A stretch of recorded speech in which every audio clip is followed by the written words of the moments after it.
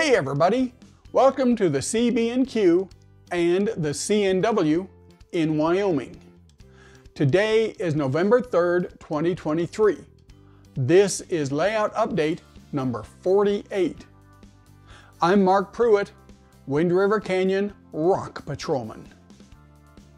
This past month was chock full of activities, including completing a major milestone on the layout and hosting an international operating session. My international guest was Johnny from Cape St. Francis, South Africa. He gave me this t-shirt and this great South African flag. You'll see more of Johnny during this update. And congratulations to the South Africa rugby team.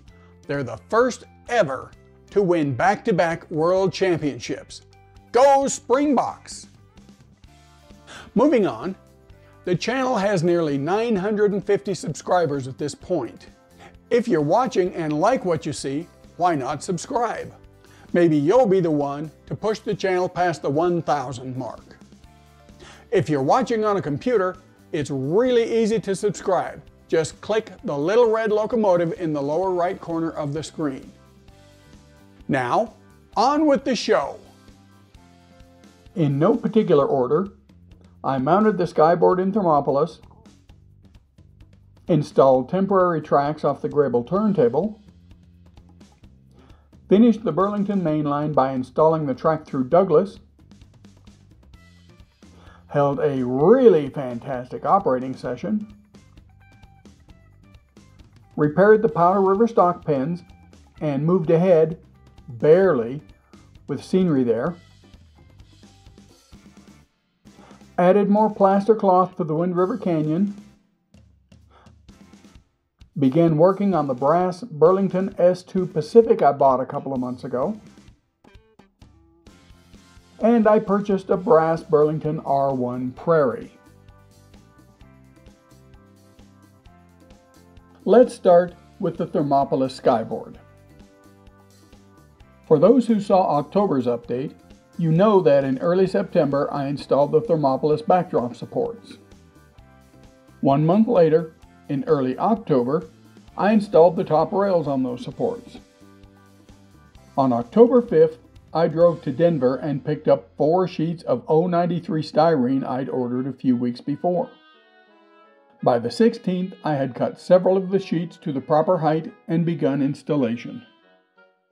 That was pretty easy work. I attached the sheets to the supports using ring shank nails, stopping to splice each section to the last as I went. The skyboard took 3 8-foot sections, with only a few inches being trimmed off one end. Still to come is filling the seams and painting. The next project for the month is the Greybull turntable. The turntable has been installed and working since late July, but there were no storage tracks off the table. Locomotives have just been sitting on Greybull yard tracks, and the controller was just sitting on the benchwork. It was time to change those things. In late September, I mounted the controller to a bit of scrap masonite from the Wind River Canyon fascia build. Then I added 4 tracks off the turntable for the locos. These are only temporary, since I'll be adding a roundhouse someday, and I don't know yet what the spacing will be. I prettied up the mount for the turntable controller with paint and added isolation switches to each of the engine tracks. With the number of sound-equipped engines I have on the layout, I must be close to overtaxing my NCE Power Pro system. Those switches ensured it didn't happen during the operating session. At some point, I'll be adding isolation switches to all the tracks off the Casper turntable as well. The third task for the month was to finally add the last section of mainline on the Burlington route, the track from Casper East through Douglas to Orange Junction. In last month's update, I reported that sub-road bed and road bed for Douglas were complete. A few days after the update was posted, I began laying track from Oran towards Douglas. I also laid the curve out of Casper towards Douglas and built the 2 mainline switches for the Douglas siding. By October 9th, I had the mainline finished. This was a major milestone. All Burlington mainline track, except for staging, is now complete. I have a nearly 3.5-mile crumpled and folded oval of track. To commemorate this milestone, I posted a video of a train traversing the entire line on October 13th. There's a link to it in the description. In preparation for the upcoming operating session, I installed the Douglas siding. There's an industrial spur that comes off the siding at the east end of Douglas, but I didn't have that turnout built yet. Until I do, the siding ties into the main line only at the west end. I'll get to that turnout in the next month or so. On October 24th, I hosted an operating session, the 5th one I've had on the layout, not counting the test session back in March of 2022. After I finished mounting the Thermopolis skyboard on October 17th, I turned my attention to cleaning up the layout and preparing for the operating session. There was a lot to do.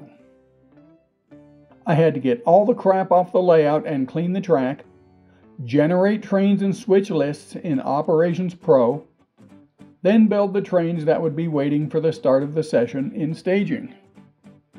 Here are two of the staged trains. The one on the left is the eastbound Reefer Express, waiting to enter the layout at Franny from west staging. The train to the right is westbound through train number 177, using the incomplete Douglas siding as east staging.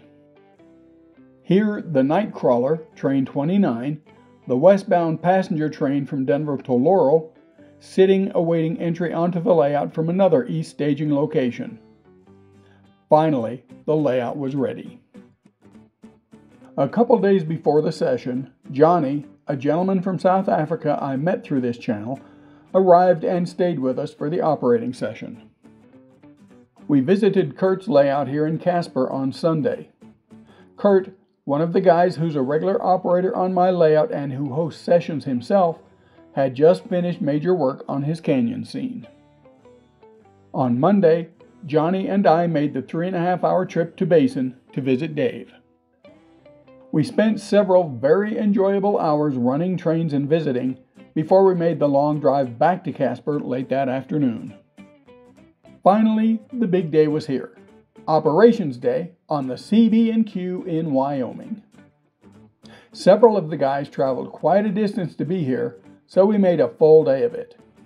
After all the non-local folks gathered at the house, we headed out to Pizza Ranch about 11:30 for lunch.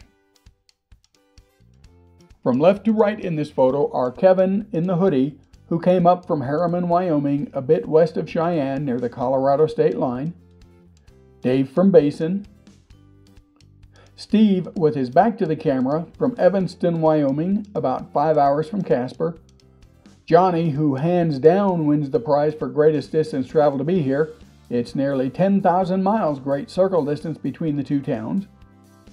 Then there's me, Bill from Sheridan, about 2.5 hours away, Debbie, Steve's wife, and Doris, Dave's wife.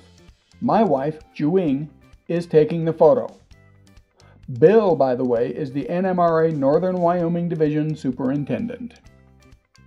One more view of the crowd at lunch, this time showing Steve from the front. After lunch, we headed back to the house for the session, which was planned to begin at 1 o'clock. First, I gave an orientation and tour of the layout for those who had never been there. Then we got started. Kevin started us off running the first train out of Casper, the C&W passenger train to Lander, usually a Doodlebug with a trailer. Here he's running the train towards Hudson from Riverton. Johnny volunteered to be Casper yard operator. That's a demanding job, and we had him sweating a bit at times. He handled the duties there very well. In this shot, as Johnny is breaking the westbound reefer apart to take it to the icing tracks, Kurt is pulling the locomotive for his train out of the Casper engine facilities. Bill took on the other yard operator's job, Greybull. Here he's making up one of the Bighorn Basin locals while Dave looks on. Steve, meanwhile, is getting ready to pull the eastbound Reefer Express out of staging and onto the layout. As well as assembling locals out of Greybull, the yard operator there has to coordinate trains entering from both east and west staging, as this position on the layout represents not only Greybull, but Franny to the west and Orange Junction at the far east end of the model parts of the line. Dave didn't just stand around watching the action all day. That's my job. In this shot, he's running the Nightcrawler, which is approaching Holly Sugar in Worland. In this last picture of the session, Bill is looking a bit shell-shocked after getting the second local out of Greybull. Kevin is running that local, preparing to switch the Industries in Basin. Meanwhile, Steve is concentrating on working out his strategy for switching his own train. I'd really like to make a standalone operations video at one of these get-togethers, but it seems there's never enough time to do any actual filming. The best I can do is a handful of photos. As the session wound down and folks began departing for home, some of the crew remained behind to visit for a bit. Here Steve is talking about and sharing photos of Union Pacific number 4420 and 060 a group of guys in Evanston are restoring. I'll put a link to their website in the description. Everyone said they enjoyed the session. Even with so much left to do on the layout, it's very satisfying to see it come alive this way. Thanks to everyone who made it over, and special thanks to all who traveled the hundreds and even thousands of miles to attend. A few days later, I had to bid Johnny farewell when I took him to catch his plane at the Casper airport. He was headed for the UK to visit his son for a week, then back to South Africa. It was a pleasure to meet him and a real honor to have him here. He made this operating session something to remember. Once the operating session was over, I got back to work on the layout. It was time to make some progress on the Powder River stock pens again. I've been mulling over how to fill the gaps between the stock pens base and the scenery for a while, and I think I finally came up with an approach. I have a few of these large syringes left over from caring for my late wife during her illness. The original intent notwithstanding, it seemed to me that I could use them to very precisely direct Subi plaster into the gaps. That worked really well. The syringe allowed me to inject a very thin stream of plaster right into the gaps. After a couple applications, plus some general shaping with my finger and a knife, the area is ready for more grout and final scenery work. You might be wondering what those metal bars are doing sitting on the pen fences. Well, if you recall, during my first abortive attempt at adding ground cover inside the pens, the base warped and twisted pretty severely. When I flattened the base back out, the fence didn't straighten up with it. The weights are to hold the fence post to the base while the gap-filling superglue I'm using to hold them down cures. It took several days, but I think the pens actually look better now than they did before. The remaining warping and twisting makes the pens look like they've been there and subjected to the elements for a while. After getting the repairs and plaster injection done on the stock pens, I switched to plastering more of the Wind River Canyon. The last plaster work I did in the canyon was way back in June of 2022. I can't believe how long it's been. It's well past time to make more progress. With the foam stacking now done well around the end of the peninsula, I pulled out my rolls of plaster cloth and got to work. A couple hours later, I finished off that stack of plaster cloth and progressed past tunnel number 3. The next day I did it again with the second roll of plaster cloth. That took me to this point, and now I'm out of cloth again. I'll order more in a few weeks. Over the last couple of days, I've begun painting on the thin layer of tinted hydrocal over the plaster cloth. I expected to have more of that done, but a slow kitchen drain and a few interloper mice have taken away time I would otherwise have spent on this. These two views, the top from June of last year and the bottom from yesterday, show the progress on the canyon over the last few days. We're almost done. The last thing I really tackled is preparing the brass S-2 Pacific for the layout. As this is a model that predates DCC, it requires quite a bit of work to get it ready, not the least of which is replacing the motor and ensuring it's isolated from the frame. On October 27th, I flipped the engine over and placed it in my loco cradle. Disassembly could begin. Every time I removed a screw or anything else, I took a photo of it. I want to be able to get this thing back together. Once partially disassembled, I could see why the motor would turn, but the engine didn't move. This part, at least, looks easy to fix. A month or so ago, I bought a few Mabuchi motors off eBay for a couple of bucks a pop. They were recommended by folks on the Repower and Regear group on io.com. I did a temporary installation using flexible tubing to connect the motor and worm shafts, and powered it from an old MRC DC power pack. It seemed to work very well. The valve gear and side rods and such need some tuning, but nothing seems way out of whack except, well, look a little closer at that worm in the gear tower. The worm and collar are about 0.411 inches long, but the distance between the worm shaft supports is 0.469 inches. That allows nearly a 1/16 of an inch of lash. That's way too much. I ordered some 1/2 millimeter thick washers to fill in the gap and reduce the lash. 2 or 3 of those, depending on how the tolerances stack up, will leave a much more reasonable amount of play between the worm and the supports.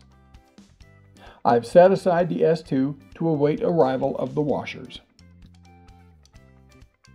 The last thing of note for this month is the acquisition of a Nickel Plate Products Burlington R-1 Prairie locomotive. The Burlington had a fair number of the R3 and R4 Prairies rostered in the Casper division in 1935. Unfortunately, the only Burlington Prairie models ever made are the LM Bloom R1s. They predate my era a bit, but I'll just have to make do. This locomotive will take the same kind of work the S2 needs, including remotoring and such. Hopefully, it won't require as much work to the worm and gear tower.